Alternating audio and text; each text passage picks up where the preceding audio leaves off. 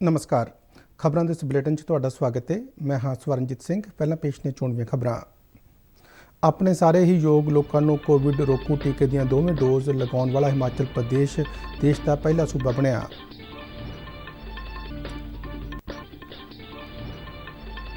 केंद्रीय गृह मंत्री अमित शाह अनुसार भारत ड्रोन रोकू तकनोलॉजी विकसित कर रहा है।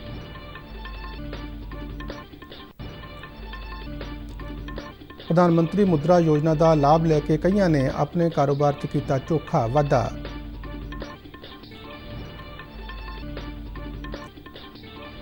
ओलंपिक खेडों में सोन तमगा जेतू नीरज चोपड़ा वालों विद्यार्थियों लिए मिलाप प्रोग्राम की शुरुआत। ते हुण खबरां विस्तार नाल। अपने सारे ही योग लोगों को कोविड रोकू टीके दी दोवें डोज लगाने वाला हिमाचल प्रदेश देश का पहला सूबा बन गया है। इस शानदार उपलब्धि लिए सूबा सरकार वालों अज बिलासपुर स्थित एम्स विच एक प्रोग्राम का आयोजन किया गया, जिस विच भारतीय जनता पार्टी के राष्ट्रीय प्रधान JP नड्डा, केंद्रीय सेहत ते परिवार भलाई मंत्री मनसुख मांडविया, सूचना ते प्रसारण मंत्री अनुराग सिंह ठाकुर और हिमाचल प्रदेश के मुख्यमंत्री जयराम ठाकुर ने शिरकत की। इस मौके एम्स विच OPD का शुभ आरंभ किया गया। समागम दौरान उन्होंने सेहत कामियां नूं सन्मानित किया गया, जिन्हों ने सूबे में टीकाकरण मुहिम कामयाब बनाने में महत्वपूर्ण भूमिका निभाई। केंद्रीय सेहत मंत्री ने बिलासपुर एम्स की प्रगति का जायजा भी लिया।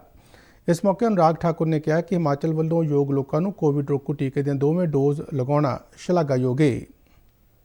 हिमाचल प्रदेश पहला ऐसा राज्य बना है जिसने जो लक्षित पात्र हमारे 53,77,820 लोगों को टीकाकरण करने का काम यानी कि दोनों डोज लगाने का काम किसी राज्य ने किया तो हिमाचल प्रदेश ने करने का किया। यह संभव नहीं होता अगर सरकार अधिकारियों कर्मचारियों के माध्यम से पहाड़ों में, जंगलों में पानी की नदियों को आगे पार करके आप तक नहीं पहुंची होती। भारतीय जनता पार्टी के राष्ट्रीय प्रधान JP नड्डा ने कहा कि एम्स 2022 तक पूरी तरह काम करना शुरू कर देगा।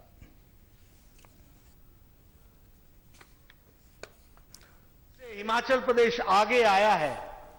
प्रथम डोज पर तो हमको आशीर्वाद सम्माननीय प्रधानमंत्री जी का मिला था, लेकिन दूसरे डोज को हम लक्ष्य तक पहुंचे, इसके लिए प्रोत्साहन दिवस के रूप में मनाने का जो आपने कार्य उठाया है, इसके लिए भी मैं आपको बहुत बहुत बधाई देता हूं। 2022 केंद्रीय सेहत मंत्री मनसुख मांडविया ने एक ट्वीट में कहा कि देश के तकरीबन 50% लोगों का टीकाकरण हो चुका है।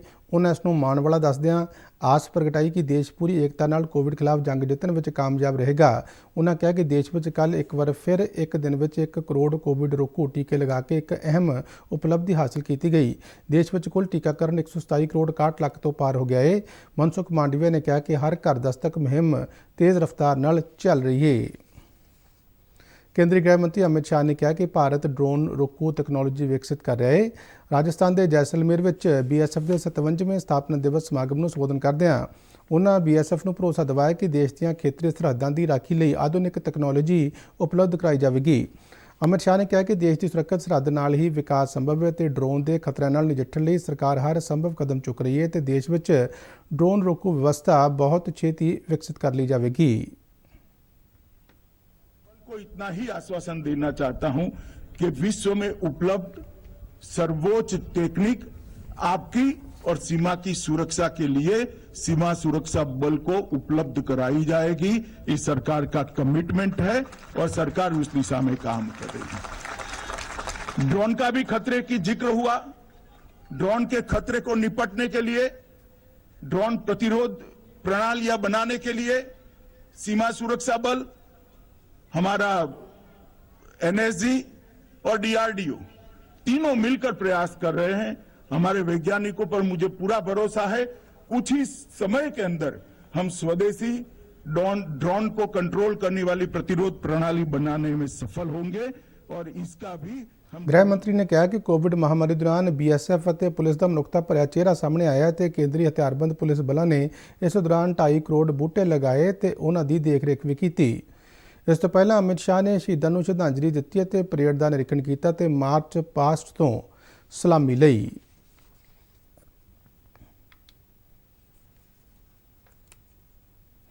ਸੈਨਿਕ ਸਕੂਲ ਕਪੂਰਥਲਾ ਵਿਖੇ ਅੱਜ ਸਾਬਕਾ ਵਿਦਿਆਰਥੀਆਂ ਦੀ ਮਿਲਣੀ ਯਾਨੀ ਐਲੂਮੀਨੀ ਮੀਟ ਕਰਵਾਈ ਗਈ। ਉੱਤਰਾਖੰਡ ਦੇ ਰਾਜਪਾਲ retired lieutenant general Gurmeet Singh ਇਸ ਵਿੱਚ ਬਤੌਰ ਮੁੱਖ ਮਹਿਮਾਨ ਸ਼ਾਮਲ ਹੋਏ। ਦੇਸ਼ ਦੀ ਸੁਰੱਖਿਆ ਤੇ ਹਿੱਤਾਂ ਦੀ ਰਾਖੀ ਕਰਦਿਆਂ ਸ਼ਹੀਦ ਹੋਏ ਮਹਾਨ ਸੈਨਿਕਾਂ ਨੂੰ ਉਹਨਾਂ ਸਕੂਲ ਵਿੱਚ ਬਣੇ ਸ਼ਹੀਦੀ ਸਥਲ ਤੇ ਸ਼ਰਧਾਂਜਲੀ ਭੇਂਟ ਕੀਤੀ। ਇਸ ਤੋਂ ਪਹਿਲਾਂ ਐਨਸੀਸੀ ਦੇ ਇੱਕ ਦਸਤੇ ਨੇ ਜਨਰਲ ਗੁਰਮੀਤ ਸਿੰਘ ਨੂੰ ਗਾਰਡ ਆਫ ਆਨਰ ਦਿੱਤਾ। ਸਕੂਲ ਦੇ ਵਿਦਿਆਰਥੀਆਂ ਵੱਲੋਂ ਸ਼ਾਨਦਾਰ ਬੈਂਡ ਡਿਸਪਲੇ ਵੀ ਪੇਸ਼ ਕੀਤਾ ਗਿਆ। ਵਿਦਿਆਰਥੀਆਂ ਨਾਲ ਆਪਣੇ ਤਜਰਬੇ ਸਾਂਝੇ ਕਰਦਿਆਂ ਰਾਜਪਾਲ ਨੇ ਕਿਹਾ ਕਿ ਸਾਲ 1967 ਤੋਂ 1973 ਤੱਕ ਇੱਥੇ ਪੜ੍ਹਾਈ ਕਰਨ ਮਗਰੋਂ ਵਿਦਿਆ ਦੇ ਇਸ ਮੰਦਰ ਵਿੱਚ ਆਉਣ ਨਾਲ ਉਹਨਾਂ ਦਾ ਸੁਪਨਾ पूरा होया है। जो मुझको महामहिम राष्ट्रपति जी और माननीय प्रधानमंत्री जी ने ये गवर्नर उत्तराखंड की उपाधि दी है, ये मुझको एज ए गुरमीत नहीं, ये हरेक सैनिक को, हरेक सैनिक स्कूल के बच्चे को ये कलेक्टिव मान और सम्मान दिया है, ये प्राइड और ऑनर दिया है कि कोई भी बच्चा जो सैनिक स्कूल में भर्ती होगा वो एक दिन गवर्नर भी बन सकता है। ਨਾਗਰਿਕ ਸੇਵਾਵਾਂ ਪ੍ਰਦਾਨ ਕਰਨ ਵਿੱਚ ਜਲੰਧਰ ਜ਼ਿਲ੍ਹੇ ਦੀ ਜ਼ੀਰੋ ਪੈਂਡੈਂਸੀ ਭੁਵਨੇਸ਼ਵਰ ਵਿਖੇ ਹੋਈ 2 ਦਿਨਾਂ ਖੇਤਰੀ ਕਾਨਫਰੰਸ ਦੌਰਾਨ ਦਿਲਚਸਪੀ ਅਤੇ ਖਿੱਚ ਦਾ ਮੁੱਖ ਕੇਂਦਰ ਰਹੀ। ਡਿਪਟੀ ਕਮਿਸ਼ਨਰ ਘਨਸ਼ਿਆਮ ਥੋਰੀ ਨੇ ਇਸ ਕਾਨਫਰੰਸ ਦੌਰਾਨ ਆਪਣੇ ਵਿਚਾਰ ਸਾਂਝੇ ਕਰਨ ਤੋਂ ਇਲਾਵਾ ਜ਼ੀਰੋ ਪੈਂਡੈਂਸੀ ਬਾਰੇ ਵਿਸਥਾਰ ਨਾਲ ਪੇਸ਼ਕਾਰੀ ਦਿੱਤੀ, ਜਿਸ ਵਿੱਚ ਦੱਸਿਆ ਗਿਆ ਕਿ ਕਿਵੇਂ ਇਸ ਕਾਰਜ ਨੂੰ ਕਰਨਾ ਸੰਭਵ ਬਣਾਇਆ ਗਿਆ। ਇਸ ਕਾਨਫਰੰਸ ਦੀ ਪ੍ਰਧਾਨਗੀ ਕੇਂਦਰੀ ਪਰਸੋਨਲ, ਲੋਕ ਸ਼ਿਕਾਇਤ ਅਤੇ ਪੈਨਸ਼ਨ ਰਾਜ ਮੰਤਰੀ ਡਾਕਟਰ ਜਤਿੰਦਰ ਸਿੰਘ ਨੇ ਕੀਤੀ। ਘਨਸ਼ਿਆਮ ਥੋਰੀ ਨੇ ਦੱਸਿਆ ਕਿ ਜਲੰਧਰ ਜ਼ਿਲ੍ਹੇ ਦੇ 33 ਸੇਵਾ ਕੇਂਦਰਾਂ ਵੱਲੋਂ ਜ਼ੀਰੋ ਪੈਂਡੈਂਸੀ ਨੂੰ ਕਾਇਮ ਰੱਖਦਿਆਂ ਮਾਲੀਆ ਵੀ ਇਕੱਠਾ ਕੀਤਾ ਜਾ ਰਿਹਾ ਹੈ। ਇਸ ਕਾਨਫਰੰਸ ਵਿੱਚ 250 ਤੋਂ ਵੱਧ ਪ੍ਰਤੀਨਿਧਾਂ ਨੇ ਹਿੱਸਾ ਲਿਆ। ਪ੍ਰਧਾਨ ਮੰਤਰੀ ਮੁਦਰਾ ਯੋਜਨਾ PMY ਦੀ ਸ਼ੁਰੂਆਤ ਪ੍ਰਧਾਨ ਮੰਤਰੀ ਨਰਿੰਦਰ ਮੋਦੀ ਵੱਲੋਂ 8 ਅਪ੍ਰੈਲ 2015 ਨੂੰ ਗੈਰ ਕਾਰਪੋਰੇਟ, ਗੈਰ ਖੇਤੀ, ਛੋਟੇ ਅਤੇ ਸੂਖਮ ਉਦਯੋਗਾਂ ਨੂੰ 10 ਲੱਖ ਰੁਪਏ ਤੱਕ ਦੇ ਕਰਜ਼ੇ ਪ੍ਰਦਾਨ ਕਰਨ ਲਈ ਕੀਤੀ ਗਈ ਸੀ। ਇਸ ਯੋਜਨਾ ਤਹਿਤ ਬਿਨਾਂ ਗਰੰਟੀ ਲੋਨ ਦਿੱਤਾ ਜਾਂਦਾ ਹੈ। ਪੰਜਾਬ ਵਿੱਚ ਵੀ ਲੋਕ ਇਸ ਦਾ ਲਾਭ ਲੈ ਰਹੇ ਨੇ। ਇੱਕ ਰਿਪੋਰਟ। ਮੁਦਰਾ ਯੋਜਨਾ PMY ਅਧੀਨ 10 ਲੱਖ ਰੁਪਏ ਤੱਕ ਦਾ ਕਰਜ਼ਾ ਬੈਂਕਾਂ ਅਤੇ ਗੈਰ ਵਿੱਤੀ ਬੈਂਕਿੰਗ ਸੰਸਥਾਵਾਂ ਵੱਲੋਂ ਬਿਨਾਂ ਕਿਸੇ ਕਾਗਜ਼ੀ ਕਾਰਵਾਈ ਦੇ ਮੁਹੱਈਆ ਕਰਵਾਇਆ ਜਾਂਦਾ ਹੈ। ਮੁਦਰਾ ਯੋਜਨਾ ਦਾ ਲਾਭ ਲੈਣ ਲਈ ਲਾਭਪਾਤਰੀ ਨੂੰ ਕੋਈ ਗਰੰਟੀ ਦੇਣ ਦੀ ਜ਼ਰੂਰਤ ਵੀ ਨਹੀਂ ਹੁੰਦੀ। ਉਸ ਨੂੰ ਆਪਣਾ ਆਧਾਰ ਕਾਰਡ ਤੇ ਆਮਦਨ ਕਰ ਦੀ ਰਿਟਰਨ ਹੀ ਉਪਲਬਧ ਕਰਵਾਉਣੀ ਹੁੰਦੀ ਹੈ। ਜਲੰਧਰ ਦੇ ਕਈ ਉਦਮੀਆਂ ਅਤੇ ਹੋਰ ਆਮ ਲੋਕਾਂ ਨੇ ਇਸ ਯੋਜਨਾ ਦਾ ਲਾਭ ਉਠਾਉਂਦਿਆਂ ਆਪਣੇ ਕਾਰੋਬਾਰ ਸਥਾਪਿਤ ਕੀਤੇ ਨੇ ਅਤੇ ਉਹਨਾਂ ਵਿੱਚ ਵਾਧਾ ਕੀਤਾ ਹੈ। MS ਇੰਜੀਨੀਅਰਿੰਗ ਦੇ ਰਾਜੀਵ ਸ਼ਰਮਾ ਨੇ ਇਸ ਯੋਜਨਾ ਨੂੰ ਵਧੇਰੇ ਲਾਭਕਾਰੀ ਦੱਸਿਆ। ਮੈਂ ਜੋਬ ਕਰ ਰਿਹਾ ਸੀਗਾ ਤੇ ਮੈਂ ਆਪਣੀ ਜੋਬ ਦੇ ਵਿੱਚੋਂ ਸੰਤੁਸ਼ਟ ਨਹੀਂ ਸੀਗਾ ਤੇ ਮੈਂ ਸੋਚਿਆ ਕਿ ਮੈਂ ਆਪਣਾ ਕੰਮ ਕੋਈ ਕਰਾਂ। ਇਸ ਕਰਕੇ ਫਿਰ ਮੈਨੂੰ ਪਤਾ ਲੱਗਿਆ ਕਿ ਮੋਦੀ ਸਰਕਾਰ, ਕੇਂਦਰ ਸਰਕਾਰ ਆਪਾਂ ਨੂੰ ਮੁਦਰਾ ਲੋਨ ਦੇ ਰਹੀ ਹੈ। ਫਿਰ ਮੈਂ ਬੈਂਕ ਜਾ ਕੇ ਪਤਾ ਕੀਤਾ ਤੇ ਮੈਨੂੰ ਮੁਦਰਾ ਲੋਨ ਮਿਲ ਗਿਆ ਤੇ ਇਸ ਕਰਕੇ ਮੈਂ ਆਪਣਾ ਬਿਜ਼ਨਸ ਸ਼ੁਰੂ ਕੀਤਾ ਤੇ ਇਸ ਕਰਕੇ ਮੈਂ ਕੇਂਦਰ ਸਰਕਾਰ ਤੇ ਮੋਦੀ ਸਰਕਾਰ ਦਾ ਬਹੁਤ ਬਹੁਤ ਧੰਨਵਾਦ ਹਾਂ। ਜਲੰਧਰ ਸ਼ਹਿਰ ਵਿੱਚ ਇੱਕ ਆਟੋ ਰਿਕਸ਼ਾ ਚਾਲਕ ਬਲਵਿੰਦਰ ਚੌਧਰੀ ਯੋਜਨਾ ਲਈ ਪ੍ਰਧਾਨ ਮੰਤਰੀ ਨਰਿੰਦਰ ਮੋਦੀ ਦਾ ਧੰਨਵਾਦ ਕਰਦੇ ਨੇ। ਮੈਂ ਪਹਿਲੇ ਇੱਕ ਫੈਕਟਰੀ 'ਚ ਕੰਮ ਕਰਦਾ ਸੀਗਾ, ਪਰ ਮੇਰੇ ਘਰ ਦਾ ਗੁਜ਼ਾਰਾ ਬਿਲਕੁਲ ਨਹੀਂ ਸੀਗਾ, ਮੈਂ ਖੁਸ਼ ਨਹੀਂ ਸੀਗਾ। ਇਸ ਕਰਕੇ ਮੈਨੂੰ ਮੁਦਰਾ ਲੋਨ ਬਾਰੇ ਪਤਾ ਲੱਗਾ ਜੀ। ਮੈਂ ਉਸ ਬੈਂਕ 'ਚ ਗਿਆ ਤੇ ਮੈਨੂੰ ਉੱਥੇ ਫਟਾਫਟ ਲੋਨ ਹੋ ਗਿਆ ਜੀ ਮੇਰਾ। ਇਸ ਟਾਈਮ ਮੈਂ ਵੀ ਖੁਸ਼ ਬਹੁਤ ਹੈਗਾ, ਮੇਰੇ ਘਰ ਦਾ ਪਰਿਵਾਰ ਵੀ ਬਹੁਤ ਖੁਸ਼ ਹੈਗਾ। ਤੇ ਮੈਂ ਆਪਣੇ ਯਾਰਾਂ ਦੋਸਤਾਂ ਤੋਂ ਇਹੀ ਕਹਿਣਾ ਚਾਹੁੰਦਾ ਵਾਂ ਕਿ ਜਿਨ੍ਹਾਂ ਮੁਦਰਾ ਲੋਨ ਤੋਂ ਵੱਧ ਜੇਕਰ ਤੁਸੀਂ ਫਾਇਦਾ ਲੈ ਸਕੇ ਤਾਂ ਲੈ ਸਕੋ। ਇੰਡੀਅਨ ਬੈਂਕ ਦੇ ਸਹਾਇਕ ਬ੍ਰਾਂਚ ਮੈਨੇਜਰ ਬਲਵਿੰਦਰ ਕੁਮਾਰ ਮੁਤਾਬਕ ਲੋਕ ਇਸ ਯੋਜਨਾ ਦਾ ਲਾਭ ਲੈਣ ਲਈ ਅੱਗੇ ਆ ਰਹੇ ਨੇ। ਉਹ ਲੋਨ ਬਹੁਤ ਹੀ ਸਰਲ ਤਰੀਕੇ ਨਾਲ ਬੈਂਕਾਂ ਦੇ ਵਿੱਚ ਪ੍ਰੋਵਾਈਡ ਕੀਤਾ ਜਾ ਰਿਹਾ, ਜਿਸ ਵਿੱਚ ਲੋਕਾਂ ਨੂੰ ਭਾਗ ਲੈਣਾ ਚਾਹੀਦਾ ਹੈ ਔਰ ਇਹਦਾ ਵੱਧ ਤੋਂ ਵੱਧ ਫਾਇਦਾ ਲੈਣਾ ਚਾਹੀਦਾ ਹੈ। ਇਹ ਜਿਹੜਾ ਲੋਨ ਹੈ 3 ਕੈਟਾਗਰੀ ਦੇ ਵਿੱਚ ਪ੍ਰੋਵਾਈਡ ਕੀਤਾ ਜਾਂਦਾ ਹੈ। ਇੱਕ ਸ਼ਿਸ਼ੂ ਹੈ ਜਿਹਦੇ ਵਿੱਚ 50,000 ਤੱਕ ਲੋਨ ਦਿੱਤਾ ਜਾਂਦਾ ਹੈ, ਉਹ ਦੂਸਰਾ ਕਿਸ਼ੋਰ ਹੈ ਜਿਹੜਾ ਅਪ ਟੂ 5 ਲੱਖ ਦਿੱਤਾ ਜਾਂਦਾ ਹੈ, ਜਿਹੜਾ ਤਰੁਣ ਹੈ ਉਹ 10 ਲੱਖ ਤੱਕ ਲੋਨ ਪ੍ਰੋਵਾਈਡ ਕੀਤਾ ਜਾਂਦਾ ਹੈ। ਜਲੰਧਰ ਤੋਂ ਦੂਰਦਰਸ਼ਨ ਸਮਾਚਾਰ ਲਈ RP ਮੁੰਜਾਲ ਦੀ ਰਿਪੋਰਟ। ਓਲੰਪਿਕ ਖੇਡਾਂ ਵਿੱਚ ਸੋਨ ਤਮਗਾ ਜਿੱਤਣ ਵਾਲੇ ਨੀਰਜ ਚੋਪੜਾ ਨੇ ਪ੍ਰਧਾਨ ਮੰਤਰੀ ਨਰਿੰਦਰ ਮੋਦੀ ਦੇ ਸੱਦੇ ਤੇ ਇੱਕ ਅਹਿਮ ਮਿਲਾਪ ਪ੍ਰੋਗਰਾਮ ਦੀ ਸ਼ੁਰੂਆਤ ਕੱਲ੍ਹ ਅਹਿਮਦਾਬਾਦ ਦੇ ਸੰਸਕਾਰ ਧਾਮ ਵਿੱਚ 75 ਤੋਂ ਵੱਧ ਸਕੂਲਾਂ ਦੇ ਬੱਚਿਆਂ ਨਾਲ ਗੱਲਬਾਤ ਕਰਕੇ ਕੀਤੀ। ਨੀਰਜ ਚੋਪੜਾ ਨੇ ਬੱਚਿਆਂ ਨੂੰ ਸੰਤੁਲਨ ਖਾਣ-ਪਾਨ, ਫਿਟਨੈਸ ਅਤੇ ਖੇਡ ਦੀ ਅਹਿਮੀਅਤ ਬਾਰੇ ਜਾਣਕਾਰੀ ਦਿੱਤੀ। ਇਸ ਪ੍ਰੋਗਰਾਮ ਦਾ ਆਯੋਜਨ ਯੁਵਾ ਮਾਮਲੇ ਤੇ ਖੇਡ ਮੰਤਰਾਲਾ ਅਤੇ ਸਿੱਖਿਆ ਮੰਤਰਾਲੇ ਵੱਲੋਂ ਸਾਂਝੇ ਤੌਰ ਤੇ ਕੀਤਾ ਜਾ ਰਿਹਾ ਹੈ। ਪ੍ਰਧਾਨ ਮੰਤਰੀ ਨਰਿੰਦਰ ਮੋਦੀ ਨਾਲ ਆਪਣੀ ਮੁਲਾਕਾਤ ਬਾਰੇ ਨੀਰਜ ਚੋਪੜਾ ਨੇ ਕਿਹਾ ਕਿ ਪ੍ਰਧਾਨ ਮੰਤਰੀ ਨੇ ਨਵੇਂ ਸਿਹਤਯਾਬ ਅਤੇ ਪਹਿਲਾਂ ਤੋਂ ਫਿੱਟ ਭਾਰਤ ਬਾਰੇ ਆਪਣੇ ਨਜ਼ਰੀਏ ਨੂੰ ਉਹਨਾਂ ਨਾਲ ਸਾਂਝਾ ਕੀਤਾ ਸੀ। ਉਹਨਾਂ ਕਿਹਾ ਕਿ ਉਹ ਇਸ ਪਹਿਲ ਨੂੰ ਸ਼ੁਰੂ ਕਰਕੇ ਬੇहद ਖੁਸ਼ ਨੇ, ਜਿਸ ਨਾਲ ਵਿਦਿਆਰਥੀਆਂ ਦੀ ਮਦਦ ਹੋ ਸਕੇ ਅਤੇ ਖੇਡਾਂ ਦੇ ਖੇਤਰ ਵਿੱਚ ਦੇਸ਼ ਨੂੰ ਅੱਗੇ ਲਿਜਾਣ ਦਾ ਪ੍ਰਧਾਨ ਮੰਤਰੀ ਦਾ ਸੁਪਨਾ ਪੂਰਾ ਹੋ ਸਕੇ।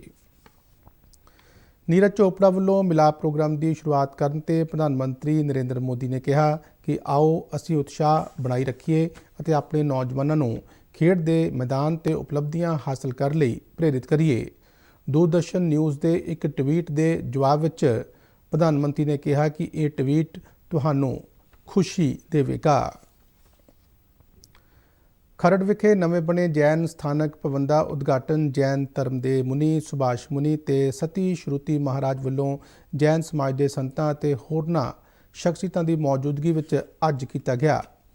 ਸੁਭਾਸ਼ ਮੁਨੀ ਨੂੰ ਸਤੀ ਸ਼ਰੂਤੀ ਵੱਲੋਂ ਜੈਨ ਸਥਾਨਕ ਦੀ ਗੱਦੀ ਤੇ ਬਿਰਾਜਮਾਨ ਵੀ ਕੀਤਾ ਗਿਆ। ਆਪਣੇ ਸੰਬੋਧਨ ਵਿੱਚ ਮੁਨੀ ਸੁਭਾਸ਼ ਨੇ ਸਾਰਿਆਂ ਨੂੰ ਵਧਾਈ ਦਿੰਦਿਆਂ ਅਹਿੰਸਾ ਤੇ ਭਾਈਚਾਰੇ ਦਾ ਪ੍ਰਚਾਰ ਕਰਨ ਵਾਲੇ ਭਗਵਾਨ ਮਹਾਵੀਰ ਦੇ ਸਿਧਾਂਤਾਂ ਤੇ ਚੱਲਣ ਦਾ ਉਪਦੇਸ਼ ਦਿੱਤਾ। ਇਸ ਤੋਂ ਪਹਿਲਾਂ ਝੰਡਾ ਲਹਿਰਾਉਣ ਦੀ ਰਸਮ IAS ਲਲਿਤ ਜੈਨ ਤੇ ਖਰੜ ਜੈਨ ਸਭਾ ਦੇ ਪ੍ਰਧਾਨ ਭਵਨੇਸ਼ ਜੈਨ ਵੱਲੋਂ ਨਿਭਾਈ ਗਈ। ਖਰੜ ਦੇ ਵੱਖ-ਵੱਖ ਇਲਾਕਿਆਂ ਵਿੱਚ ਇੱਕ ਸ਼ੋਭਾ ਯਾਤਰਾ ਵੀ ਕੱਢੀ ਗਈ, ਜਿਸ ਵਿੱਚ ਵੱਡੀ ਗਿਣਤੀ ਵਿੱਚ ਲੋਕ ਸ਼ਾਮਲ ਹੋਏ। ਲੇਖਕ ਡਾਕਟਰ SS ਸ਼ੀਨਾ ਤੇ ਗੀਤਕਾਰ ਲਾਲ ਅਠੌਲੀ ਨੂੰ ਕੇਵਲ ਵਿਗ ਅਵਾਰਡ 2021 ਨਾਲ ਸਨਮਾਨਿਤ ਕੀਤਾ ਗਿਆ ਹੈ। ਜਲੰਧਰ ਦੇ ਦੇਸ਼ ਭਗਤ ਯਾਦਗਾਰ ਹਾਲ ਵਿੱਚ ਹੋਏ ਇੱਕ ਸਮਾਗਮ ਦੌਰਾਨ ਉਹਨਾਂ ਨੂੰ ਇਹ ਅਵਾਰਡ ਦਿੱਤੇ ਗਏ। ਕੇਵਲ ਵਿਗ ਫਾਊਂਡੇਸ਼ਨ ਦੇ ਮੁਖੀ ਜਤਿੰਦਰ ਮੋਹਨ ਵਿਗ ਨੇ ਦੱਸਿਆ ਕਿ ਸਾਹਿਤਕ ਦੁਨੀਆ ਵਿੱਚ ਇਸ ਅਵਾਰਡ ਦੀ ਅਲੱਗ ਪਛਾਣ ਹੈ ਅਤੇ ਹੁਣ ਤੱਕ 59 ਉੱਘੇ ਲੇਖਕਾਂ ਤੇ ਕਵੀਆਂ ਨੂੰ ਇਹ ਅਵਾਰਡ ਦਿੱਤਾ ਜਾ ਚੁੱਕਾ ਹੈ। ਪਟਿਆਲਾ ਵਿਖੇ ਅੱਜ ਖਤਮ ਹੋਏ NCC ਦੇ ਸਾਲਾਨਾ ਸਿਖਲਾਈ ਕੈਂਪ ਦੌਰਾਨ ਸਵੀਪ ਟੀਮ ਦੇ ਜ਼ਿਲ੍ਹਾ ਨੋਡਲ ਅਧਿਕਾਰੀ ਗੁਰਬਖਸ਼ੀਸ਼ ਸਿੰਘ ਅੰਟਾਲ ਦੀ ਅਗਵਾਈ ਵਿੱਚ ਕੈਡਿਟਾਂ ਨੂੰ ਵੋਟ ਦੀ ਅਹਿਮੀਅਤ ਬਾਰੇ ਜਾਗਰੂਕ ਕੀਤਾ ਗਿਆ। ਸੀਨੀਅਰ ਸੈਕੰਡਰੀ ਸਕੂਲ ਪਾਸੀ ਦੇ ਵਿਦਿਆਰਥੀਆਂ ਵੱਲੋਂ ਲੋਕਤੰਤਰ ਦਾ ਤਿਉਹਾਰ ਨਾਟਕ ਰਾਹੀਂ ਵੋਟ ਦੀ ਮਹੱਤਤਾ ਦਰਸਾਈ ਗਈ ਅਤੇ ਹਰ ਯੋਗ ਵੋਟਰ ਨੂੰ ਵੋਟ ਬਣਾਉਣ ਤੇ ਇਸ ਦੀ ਸੋਚ ਸਮਝ ਕੇ ਵਰਤੋਂ ਕਰਨ ਲਈ ਪ੍ਰੇਰਿਤ ਕੀਤਾ ਗਿਆ। NCC ਦੇ ਗਰੁੱਪ ਕੈਪਟਨ ਰਾਜੇਸ਼ ਸ਼ਰਮਾ ਨੇ ਕੈਡਿਟਾਂ ਨੂੰ ਦੇਸ਼ ਦੇ ਚੰਗੇ ਨਾਗਰਿਕ ਬਣਨ ਦਾ ਸੁਨੇਹਾ ਦਿੰਦਿਆਂ ਲੋਕਾਂ ਨੂੰ ਨੈਤਿਕ ਕਦਰਾਂ ਕੀਮਤਾਂ ਪ੍ਰਤੀ ਸੁਚੇਤ ਕਰਨ ਦੀ ਅਪੀਲ ਵੀ ਕੈਡਿਟਾਂ ਨੂੰ ਕੀਤੀ। ਭਾਰਤ ਨੇ ਮੁੰਬਈ ਕ੍ਰਿਕਟ ਟੈਸਟ ਵਿੱਚ ਨਿਊਜ਼ੀਲੈਂਡ ਸਾਹਮਣੇ ਜਿੱਤ ਲਈ 540 ਦੌੜਾਂ ਦਾ ਟੀਚਾ ਰੱਖਿਆ ਹੈ। ਅੱਜ ਭਾਰਤ ਨੇ ਆਪਣੀ ਦੂਜੀ ਪਾਰੀ ਵਿੱਚ 7 ਵਿਕਟਾਂ ਤੇ 267 ਦੌੜਾਂ ਬਣਾਈਆਂ ਤੇ ਪਾਰੀ ਖਤਮ ਕਰਨ ਦਾ ਐਲਾਨ ਕੀਤਾ। ਖੇਡ ਖਤਮ ਹੋਣ ਸਮੇਂ ਨਿਊਜ਼ੀਲੈਂਡ ਨੇ 5 ਵਿਕਟਾਂ ਪਿੱਛੇ 140 ਦੌੜਾਂ ਬਣਾਈਆਂ ਸਨ ਅਤੇ ਉਹ ਹਾਲੇ ਵੀ 400 ਦੌੜਾਂ ਪਿੱਛੇ। ਇਸ ਮੈਚ ਤੇ ਭਾਰਤੀ ਟੀਮ ਨੇ ਆਪਣਾ ਸ਼ਿਕੰਜਾ ਕੱਸ ਲਿਆ ਹੈ। ਜਲੰਧਰ ਸਮੇਤ ਪੰਜਾਬ ਦੇ ਕਈ ਹਿੱਸਿਆਂ ਵਿੱਚ ਅੱਜ ਸਵੇਰ ਤੋਂ ਹੀ ਬੱਦਲਵਾਈ ਬਣੀ ਹੋਈ ਹੈ, ਜਿਸ ਕਾਰਨ ਦਿਨ ਦੇ ਤਾਪਮਾਨ ਵਿੱਚ ਗਿਰਾਵਟ ਵੇਖਣ ਨੂੰ ਮਿਲੀ ਹੈ। ਭਾਰਤੀ ਮੌਸਮ ਵਿਭਾਗ ਅਨੁਸਾਰ ਅਗਲੇ 2 ਦਿਨਾਂ ਵਿੱਚ ਰਾਜ ਦੇ ਕਈ ਹਿੱਸਿਆਂ ਵਿੱਚ ਹਲਕੀ ਤੋਂ ਦਰਮਿਆਨੀ ਵਰਖਾ ਹੋ ਸਕਦੀ ਹੈ। ਇਸ ਦੌਰਾਨ ਕੁਝ ਥਾਵਾਂ ਤੇ ਸੰਘਣੀ ਧੁੰਦ ਪੈਣ ਦੀ ਚੇਤਾਵਨੀ ਵੀ ਦਿੱਤੀ ਗਈ ਹੈ। ਖਬਰਾਂ ਦੇ ਬੁਲੇਟਿਨ ਸਾਡੇ ਦਰਸ਼ਕ RNU DDK ਜਲੰਧਰ ਦੇ YouTube ਚੈਨਲ, Facebook ਪੇਜ ਅਤੇ Twitter ਹੈਂਡਲ ਤੇ ਵੀ ਦੇਖ ਸਕਦੇ ਨੇ। ਬੁਲੇਟਿਨ ਦੇ ਅਖੀਰ ਵਿੱਚ ਚੋਣਵੀਆਂ ਖਬਰਾਂ ਇੱਕ ਵਾਰ ਫਿਰ ਤੋਂ। ਆਪਣੇ ਸਾਰੇ ਹੀ ਯੋਗ ਲੋਕਾਂ ਨੂੰ ਕੋਵਿਡ ਰੋਕੂ ਟੀਕੇ ਦੀਆਂ ਦੋਵੇਂ ਡੋਜ਼ ਲਗਵਾਉਣ ਵਾਲਾ ਹਿਮਾਚਲ ਪ੍ਰਦੇਸ਼ ਦੇਸ਼ ਦਾ ਪਹਿਲਾ ਸੂਬਾ ਬਣਿਆ। ਕੇਂਦਰੀ ਗ੍ਰਹਿ ਮੰਤਰੀ ਅਮਿਤ ਸ਼ਾਹ ਅਨੁਸਾਰ ਭਾਰਤ ਡਰੋਨ ਰੋਕੂ ਤਕਨਾਲੋਜੀ ਵਿਕਸਿਤ ਕਰ ਰਿਹਾ ਹੈ। ਪ੍ਰਧਾਨ ਮੰਤਰੀ ਮੁਦਰਾ ਯੋਜਨਾ ਦਾ ਲਾਭ ਲੈ ਕੇ ਕਈਆਂ ਨੇ ਆਪਣੇ ਕਾਰੋਬਾਰ 'ਚ ਕੀਤਾ ਚੋਖਾ ਵਾਧਾ। ਓਲੰਪਿਕ ਖੇਡਾਂ ਵਿੱਚ ਸੋਨ ਤਮਗਾ ਜੇਤੂ ਨੀਰਜ ਚੋਪੜਾ ਵੱਲੋਂ ਵਿਦਿਆਰਥੀਆਂ ਲਈ ਮਿਲਾਪ ਪ੍ਰੋਗਰਾਮ ਦੀ ਸ਼ੁਰੂਆਤ। ਇਸ ਨਾਲ ਹੀ ਖਬਰਾਂ ਦਾ ਇਹ ਬੁਲੇਟਿਨ ਖਤਮ ਹੋਇਆ। ਇਜਾਜ਼ਤ ਦਿਓ, ਨਮਸਕਾਰ। ਮੈਂ ਮਾਸਕ ਲਗਾ ਕੇ ਸਟੂਡੀਓ ਤੋਂ ਬਾਹਰ ਜਾ ਰਿਹਾ ਹਾਂ। ਬਾਹਰ ਜਾਣ ਵੇਲੇ ਤੁਸੀਂ ਵੀ ਮਾਸਕ ਲਗਾ ਕੇ ਬਾਹਰ ਜਾਓ।